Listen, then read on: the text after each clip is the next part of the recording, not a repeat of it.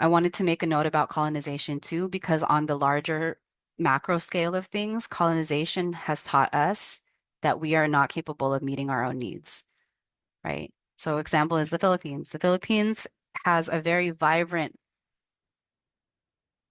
ecological environment that could produce a lot of things for the world. And yet we're importing a lot of things from Western United States for us to use. So if you think about all these other countries who now the United States is sending all these things to for mutual aid or whatever, it's kind of this idea that you cannot take care of yourself, so I need to take care of you for you. And when we allow another person to take care of our needs without our permission, is what builds resentment. When I am asking you to do something you don't want to do, or when I'm forcing you to do something that is against your values, that causes resentment.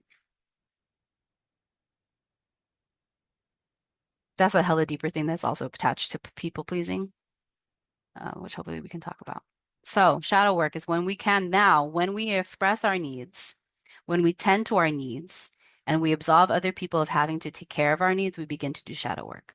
So, this last part I taught in my soul contract thing around inner child healing is once you become an adult, so all of us right now are adults, we're no longer children. And like I said, I still regress to my past life, to my past 15-year-old. Once I learned that I was asking my mom for something that she could not give to me, I absolved her of any responsibility of giving that to me ever.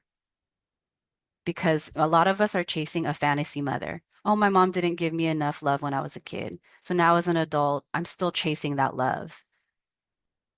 But when I said, you know what, mom, I don't need your attention. Actually, what it is validation. That's what I need from my mom. I need her to validate that everything I've done in my life, she approves of and is proud of. So, for example, I just presented at UC Davis, Division of Filipino Americans and a Psychological Association. Big thing for me. My mom was like, "What is that?" She didn't even care, right? But I didn't need her to validate that what was happening was good for me. I didn't need for her to say I'm so proud. She eventually said it, but I'm no longer triggered when my mom's not proud of something that I do because now I know how to be proud of myself for what I do. And so that's one of the things as an adult that we need to do for inner children is to stop chasing our parents for things that they cannot give us and give up that resentment. I'm not going to ask you for that no more because I know you can't give it to me. And that's repeated in our partnerships too.